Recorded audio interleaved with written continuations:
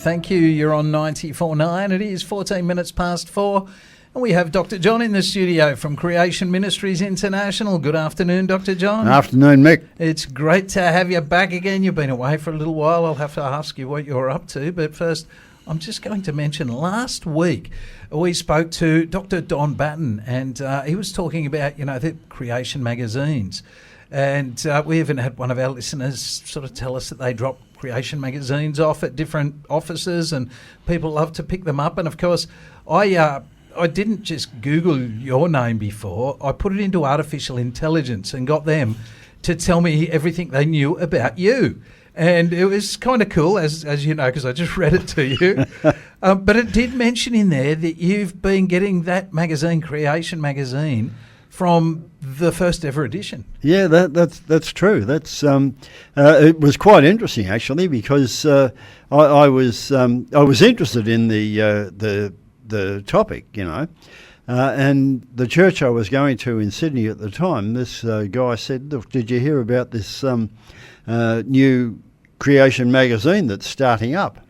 And I hadn't heard, but I thought, I better subscribe to this. That was 1978, first edition. Wow. And I've got every back issue. Have you still got them on? Oh, yeah, I got them in my library. Wow. Yeah. You're going to have to start giving them away soon. They're not much good in your library. No, I know that. Yeah. That's quite true, Mick.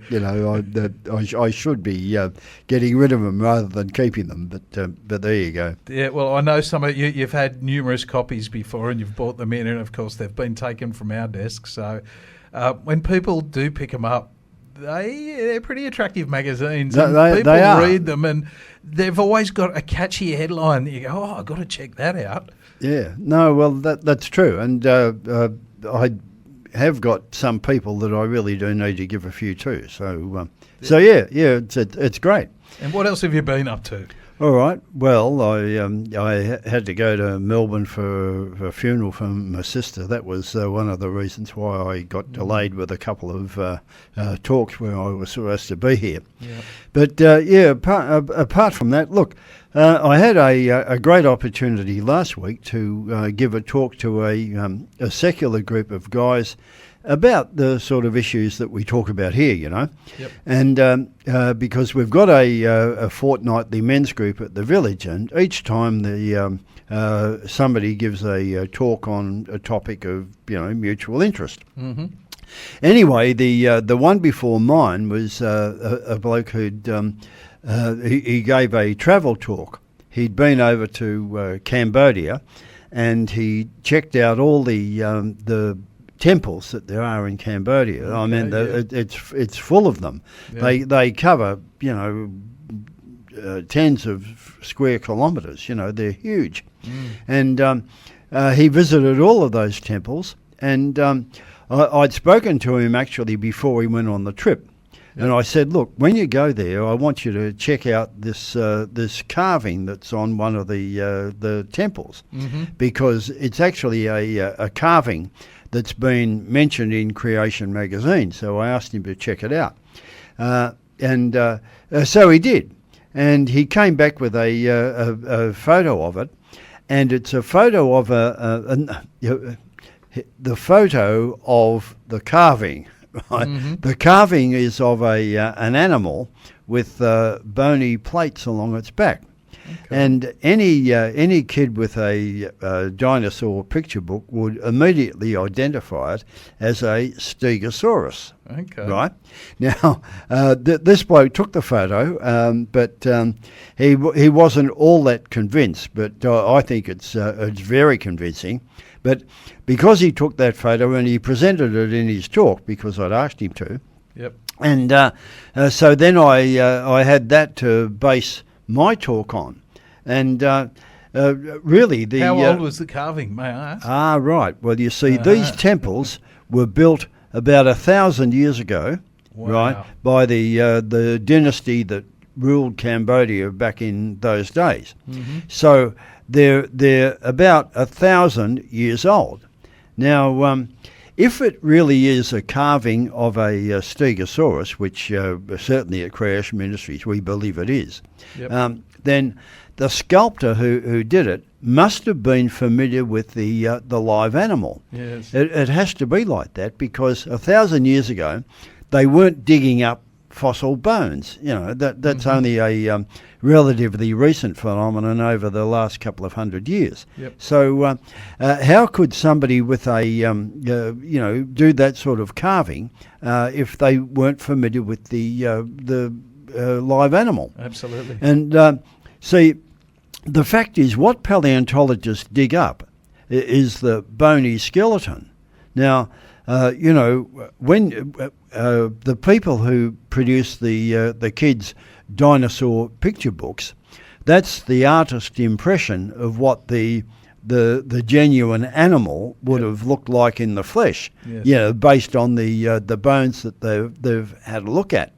So really, anywhere you see something like that, a sculpture or a carving or whatever of something that looks like a dinosaur, then and particularly if it's old, then they must have seen the live animal, because they were not familiar with the bones. Yeah, absolutely. And there's loads of examples like that around the world. There's a brass carving in a cathedral in England, in Carlisle. And the cathedral was built in the 1400s, so the carving was done about that time. It's on the tomb of one of the old bishops. Yep. And it very, very clearly shows two sauropod dinosaurs fighting, right? And the cathedral's over 500 years old, so whoever did the carving would have had to have been familiar with the live animal. And there's another very, very important point about that carving that I think makes that absolutely true, that they must have known the live animal, because the tip of the tail on one of those dinosaurs has got a few spikes on it, right? Now, if you think of the Welsh flag. I don't know whether you're familiar with the Welsh flag, but it's a green flag with a red dragon on it, and the dragon's got a spiky tip to his tail. Now, that's one of the points we make at Creation Ministries, because on the Welsh flag it's called a dragon. But the fact of the matter is, the word dinosaur is a pretty new word in the English language. It was only made up in about the 1830s as a combination of two words meaning terrible lizard. And people were familiar with the fossils for quite a bit before that. And before the word dinosaur came into the English language, they used to call them dragon fossils. Right, so it was only about the 1830s that happened. So before the invention of that word dinosaur, they were called dragon fossils. And European literature is full of descriptions of dragons. So dragons and dinosaurs are synonymous. They're basically the same animal. Yes. And I also showed a couple of photos that I took personally in a palace in St. Petersburg in Russia. And they depict dragons or dinosaurs, and what have they got? They got spiky tails. Now, how would the people who drew those know about spiky tails if they hadn't actually seen the live one? Now, again, if you think about the Chinese, the Chinese talk a lot about dragons, they have dragon boat races and whatever.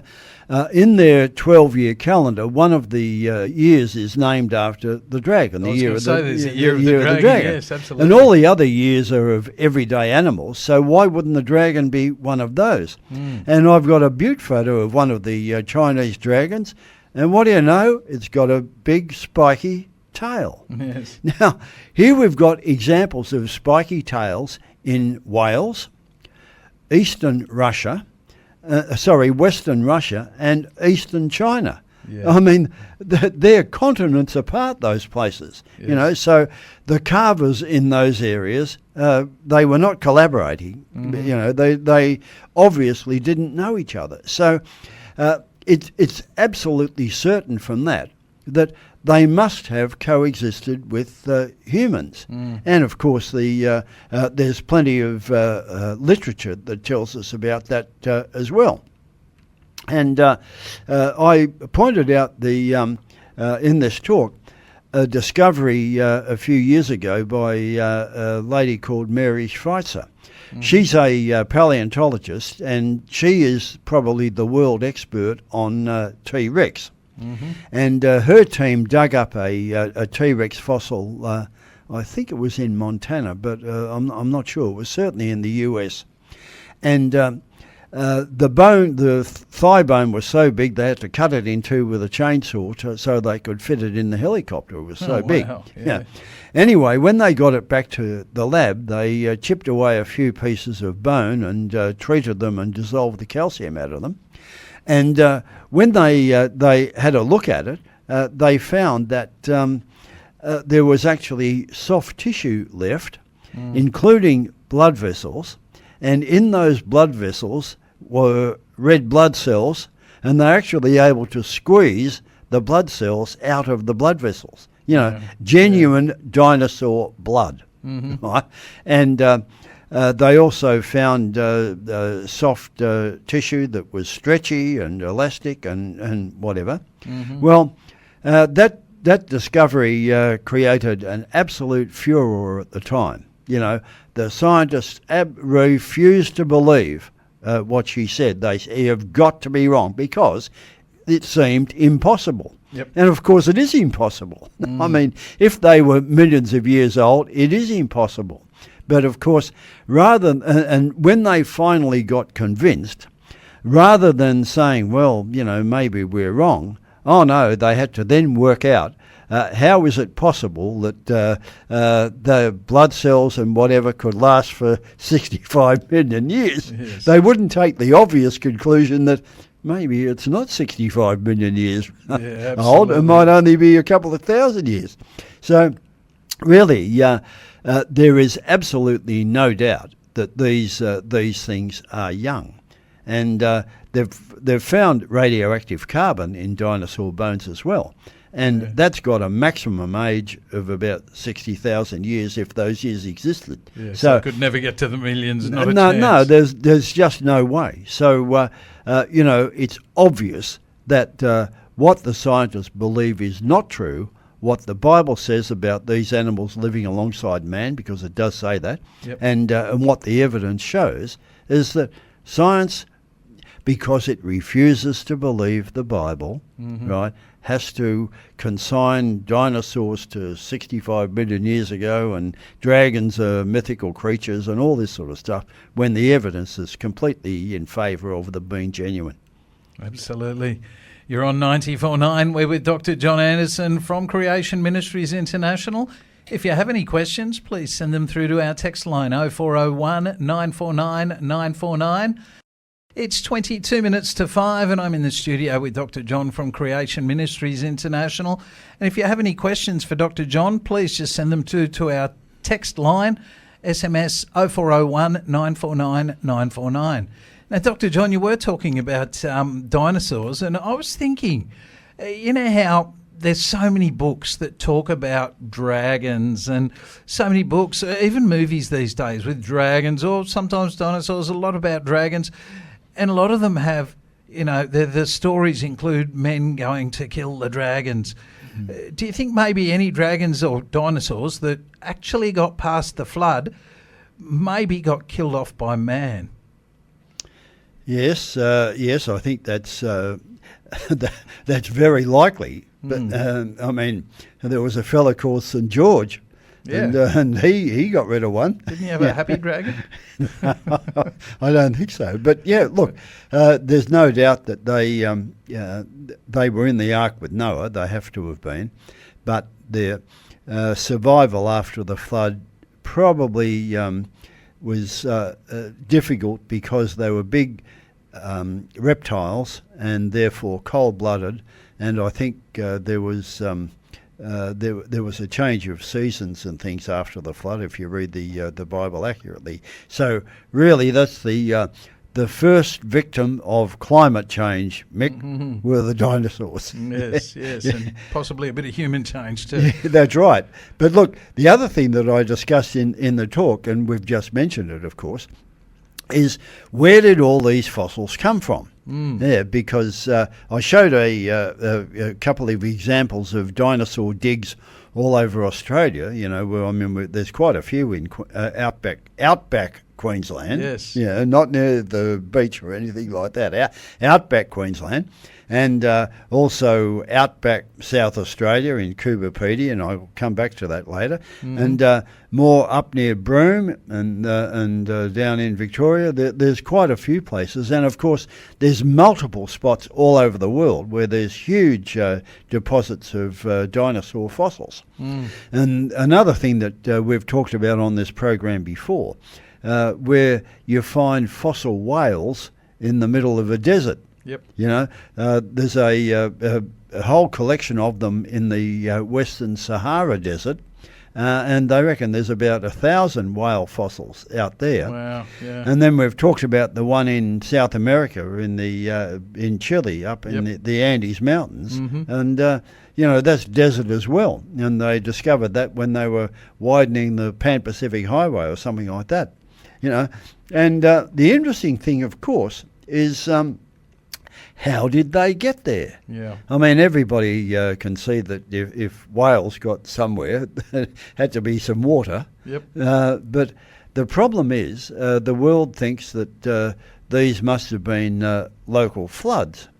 But all our listeners who've been listening to Dr. Ron Neller, if anyone's ever been to the Andes, they'd know how big the flood would have had to have been. That's right. To get up there. Well, Ron Neller calls himself a flood chaser. Yes. And he says that even the most massive floods these days don't seem to produce any fossils. Now, I mean, we've only got to look at what's been going on in Australia in the last week or two.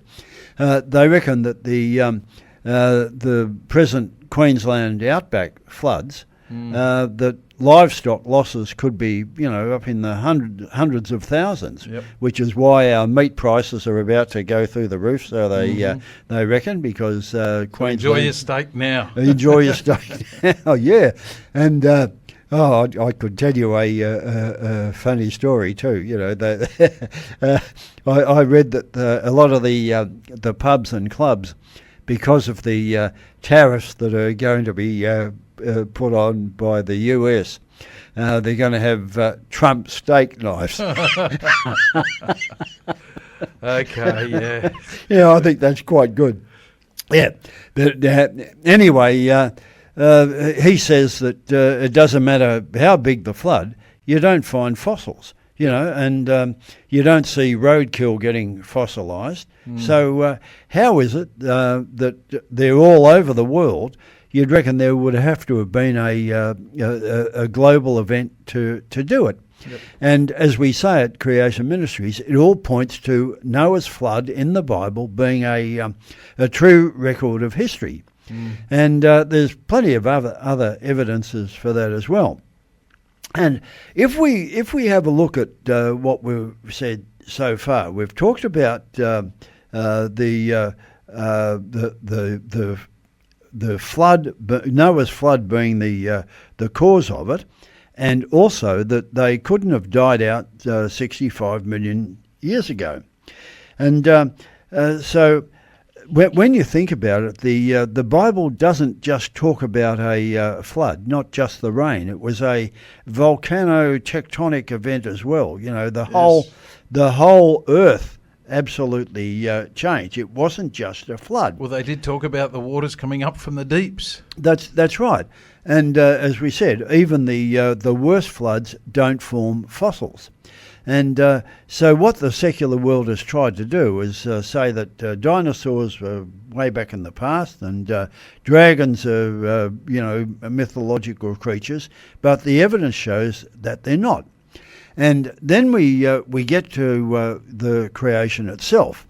Now, the secular world denies the existence of God, denies that he was the creator of both the universe, solar system, our Earth, and all the living things. Mm-hmm. And the Bible says that it cannot be a creation. They say it's just a chance happening. Yeah. And to support that, they then go and look at geology, and they see all of these huge layers of sediment. And, you know, what Ron Neller has said, and our listeners will have heard him say that even when you get the hugest floods of all on Earth at the moment, you don't get these massive layers of sediment forming. Yep. He says you're lucky if you get a few inches. Yep. I've heard him say you couldn't even fossilise a rat in the sort of sediment that we get these days with floods. And when you consider that, you were talking about the Valley of the Whales, all those whales that died. They're now way above sea level. I say now, they've probably always been way above sea level, except for when the sea was much higher. But the thing is, it's not just one whale. We're talking a whole stack of them. Oh, yes, in the thousands. Yeah. And so really there has to be another explanation. And, of course, we think that the global flood of Noah is the obvious answer. Mm-hmm. But because the secular world doesn't want to believe that, it has to concoct a story. Mm-hmm. So if you open up a science textbook, you see these diagrams that they call the geological column, the geological record. Yep. And you've got all of these thick layers of sediment, and they give them all different names, and they put millions of years on them, and then they assign certain living organisms to each of those layers. Yep. But are we going to have time to mention that after the next song? I just wanted to talk about that a little bit more, but it doesn't matter. We can go on to that next week if you like. Yep. But I've got some other things I want to talk about next week as well, which are going to be a bit exciting. So, listeners, stay tuned for next week, because it's going to be really good. I'll finish off what we're doing about the dinosaurs, and then I'm going to talk about a lot of the contentious issues in Genesis, like who was Cain's wife, and who were the giants, and all of that sort of stuff. So next week is going to be exciting. Oh, that'll be awesome. Well, thank you, Dr. John. I'm looking forward to next week already.